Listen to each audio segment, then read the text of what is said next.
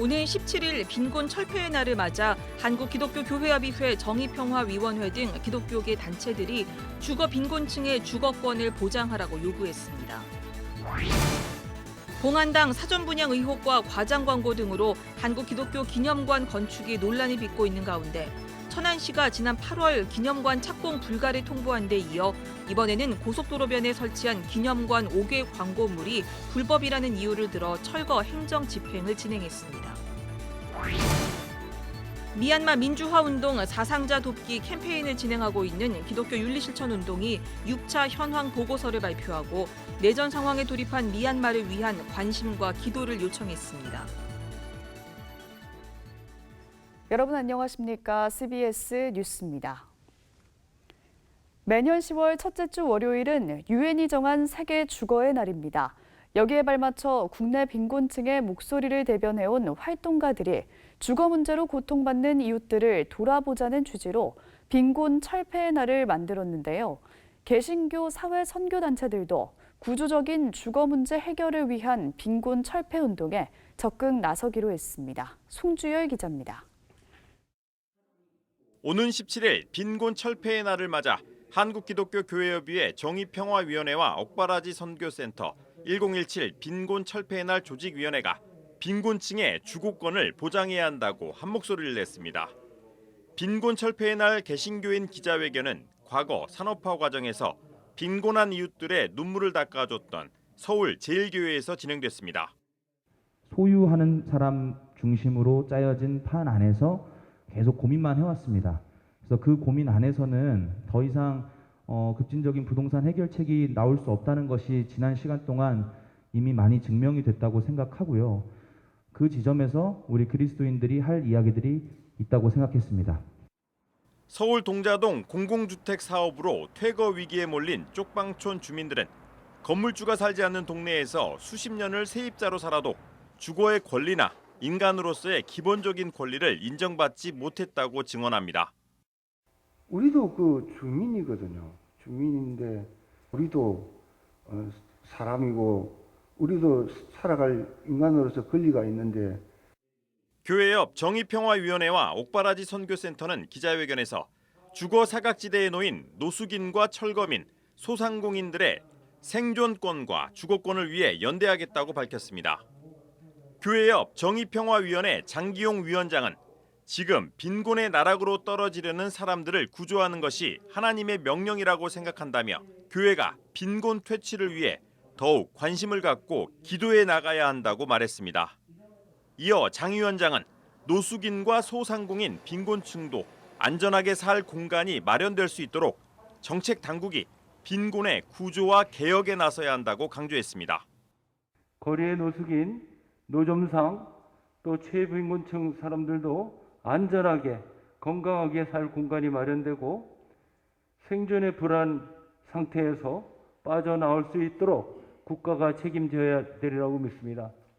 기자회견 참석자들은 끝으로 정책 당국에 소유가 아닌 거주로 패러다임을 전환해 빈곤층의 주거권 보장 정책을 확립해 줄 것과 코로나19로 더 힘들어진 소상공인과 주거 세입자, 퇴거 위기 가구를 위한 대책을 세워줄 것을 요구했습니다.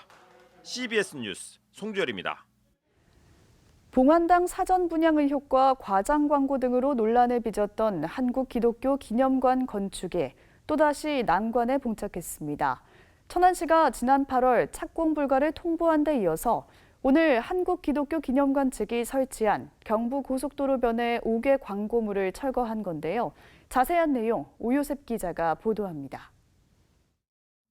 경부고속도로 입장휴게소 상행선 도로변에는 그동안 한국기독교 기념관을 홍보하는 문구가 붙어 있었습니다. 경부고속도로를 오가는 사람들의 눈에 잘 띄는 곳이라 사정을 잘 모르면 마치 이곳에 한국기독교 기념관을 건축하는 것으로 오해하기 쉬웠습니다. 천안시가 이 광고물을 불법이라 규정하고 행정 대집행을 진행한 이유입니다. 천안시는 불법 5개 광고물 홍보 문구에 덧칠하는 방법으로 행정 대집행을 진행했으며 이번 집행에 들어간 비용은 모두 한국기독교 기념관 측에 청구할 예정인 것으로 알려졌습니다. 그동안 천안시는 한국기독교 기념관 측에 철거 명령과 이행 강제금 부과 등의 이유를 들며 자진 철거를 유도했지만 기념관 측이 이에 응하지 않았습니다. 한국기독교기념관 측은 천안시 서북구 입장면 일대에 1조 원 규모에 달하는 기념관을 건축하겠다고 했지만 건축 부지도 제대로 확보하지 않고 건축을 추진한 사실이 CBS 취재 결과 드러나기도 했습니다. 천안시 관계자는 한국기독교기념관은 토지 공동 소유주가 토지 사용 승낙을 철회했다며 시가 착공 불가를 통보했기 때문에 착공도 불투명한 상태라고 말했습니다. 또 봉황당 설립과 관련한 행정적 절차도 밟지 않고 사전 분양을 진행해 재산상 피해가 우려된다며 주의를 당부한다고 덧붙였습니다. CBS 뉴스 오요셉입니다. 미얀마 민주화운동 사상자 돕기 운동을 진행 중인 기독교 윤리실천운동과 희년 선교회가 최근 6차 현황 보고서를 발표하고 내전 상황에 돌입한 미얀마를 위한 관심과 기도를 요청했습니다. 두 단체는 미얀마 민주진영이 세운 국민통합정부가 지난달 군사정권을 상대로 항전을 선포했다며 이는 더 이상 시민 불복종 운동으로는 민주화가 불가능하다는 공감대가 커지면서 방어적 전쟁으로 방향을 전환한 것이라고 설명했습니다. 이어 유엔이나 국제사회 등 중재에 나서는 이가 없는 상황에서 더 많은 희생자가 생길 것이라고 우려했습니다. 한국교회 여성연합회는 오늘 종교개혁을 기념하는 성명서를 내고 한국교회가 교회의 본질을 회복하고 균형 있는 신앙 공동체를 이루어 나가기 위해 여성 참여를 법제화하고 적극 이행해야 한다고 촉구했습니다. 교회 여성연합회는 한국교회가 여성 참여를 의무화하는 것이 교회다움을 회복하고 균형 있는 교회 공동체를 이루는 길이라고 강조했습니다. 교회 여성연합회는 또 교회 내 성폭력 방지를 위한 의무 교육을 실시하고 전담기구를 운영하는 등 교회 내 성폭력 문제를 해결하기 위한 적극적인 노력이 필요하다고 밝혔습니다. 한 개신교인이 불상을 훼손한 사건에 대해 대신 사과하고 복원을 위한 모금운동에 나섰다는 이유 등으로 학교에서 파면됐던 서울기독대학교 손원영 교수가 4년 8개월 만에 복직할 것으로 보입니다. 손 교수는 학교 측이 별다른 설명 없이 연구실을 개방했지만 복직 이행에 관한 공문은 아직 전달받지 못했다면서 강의 배정 등에 대해서도 학교 측의 설명을 듣지 못했다고 말했습니다. 손 교수는 법원에 파면 취소 소송을 제기해 지난 2019년 10월 학교의 징계 조치를 취소하라는 확정 판결을 받았지만 학교 측이 재임용을 거부해 1인 시위를 벌여왔습니다.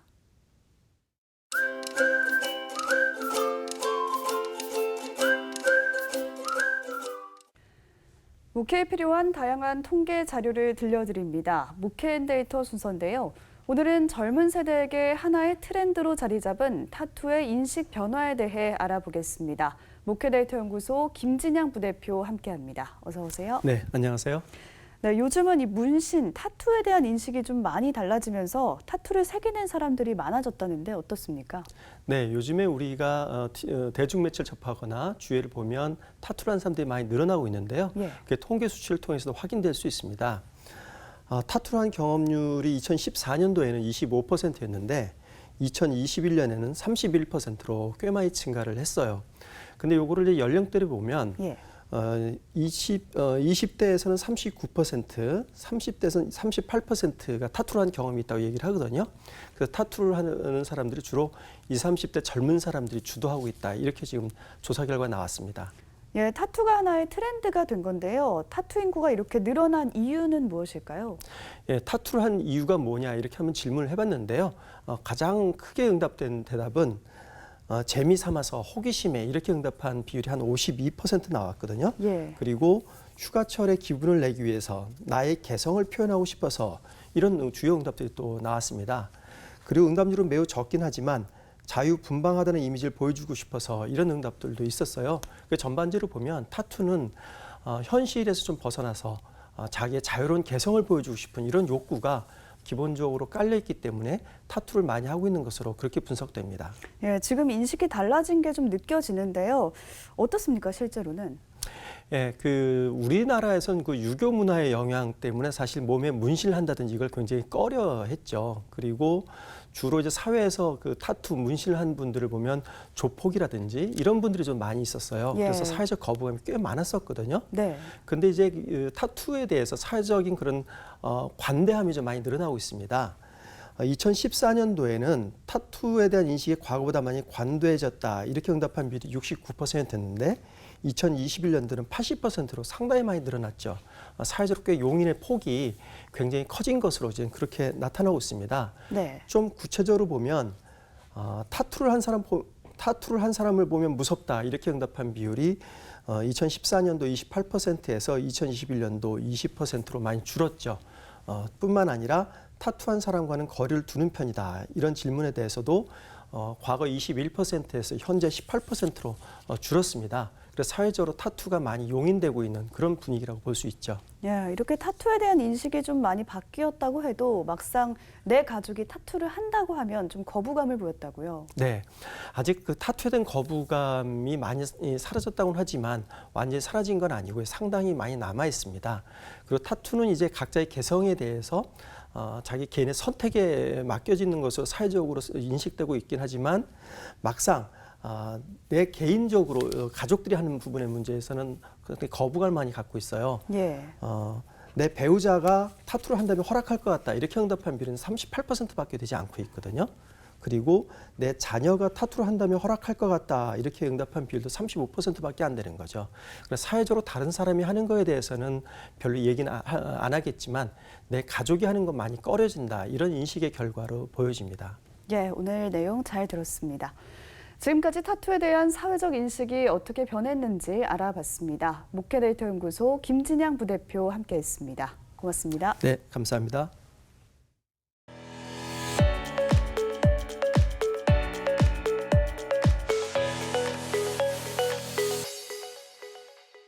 간추린 지역교계 소식입니다. 여수시와 손양원 목사 기념사업회가 손 목사의 순교 71주년을 기념해 창작 뮤지컬을 선보였습니다. 부산 대흥교회는 김문훈 목사를 초청해 말씀 사경회를 열었습니다. 군산 선교역사관 건립본부의 발대식 소식도 전해드립니다. 여수시와 민족지도자 손양원 목사 기념사업회가 손양원 목사 순교 71주년을 기념해 창작 오페라 하늘 가는 밝은 길이를 무대에 올렸습니다. 손양원 목사 기념사업회 이사장 여수제일교회 김성천 목사는 여순 사건 진상규명 특별법이 통과되고 애양원을 중심으로 평화 추모공원 설립이 다가오는 이때에 화해와 용서를 실천하신 손양원 목사의 정신을 다시 한번 되새기는 계기가 되길 바란다고 말했습니다. 손양원의 정신으로 또 우리가 모두 다 서로 용서하고 하나가 될 때 남북 통일까지 평화적인 아름다운 행렬이 시작되는 귀한 오페라 축제가 되었으면 합니다. 손양원 목사는 1939년 여수 애양원교회에 부임해 한센인들을 보살폈고 신사참배 거부운동으로 옥고를 치르기도 했으며 1950년 9월 여수 미평동에서 순교했습니다. 부산 대흥교회가 코로나 블루로 힘들어하는 성도들을 위해 김문훈 목사를 초청해 포스트 코로나 이후 말씀으로 세상을 이기는 삶을 주제로 말씀 사경회를 열었습니다. 실력의 차이라는 건 없어요. 무릎의 차이. 무릎 꿇고 하나님 앞에 늘 부르짖고 기도하다 보면 하나님께서 피할 때 열어주시고 하나님께서 개입하셔서 역사하시고. 대흥교회 한성호 목사는 이번 말씀 사경회를 통해 신앙생활의 활기를 되찾고 영적 침체를 회복하는 좋은 기회가 됐다고 말했습니다. 군산의 초기 선교 역사를 기념하는 군산 선교역사관 건립본부가 발대식을 갖고 역사관 건립에 힘을 보태기로 약속했습니다.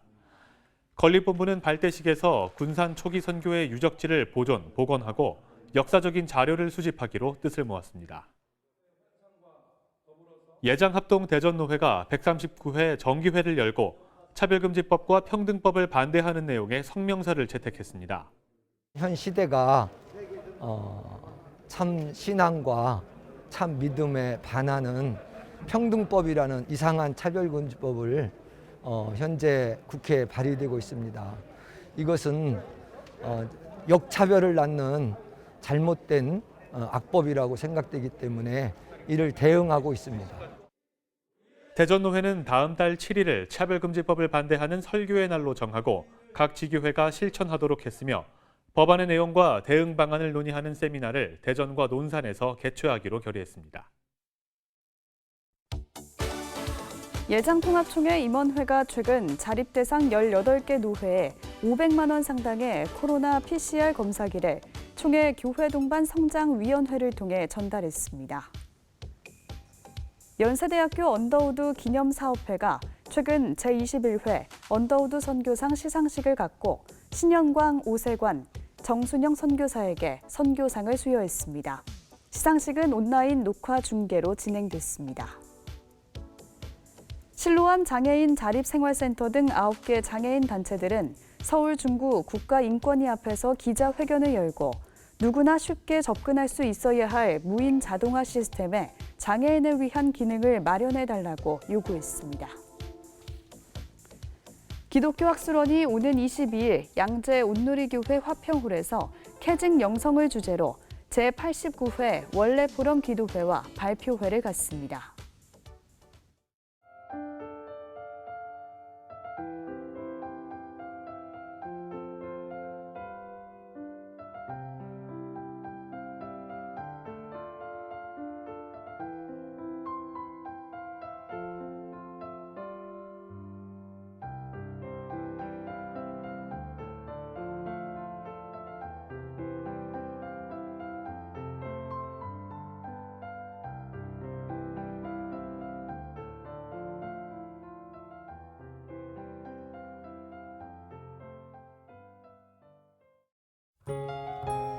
내일은 수도권을 제외한 대부분 지역에 비가 조금 내리겠습니다. 내일 아침 최저기온은 14도에서 19도, 낮 최고기온은 19도에서 25도로 예상됩니다. 이상으로 뉴스를 마칩니다. 함께해 주신 여러분 고맙습니다.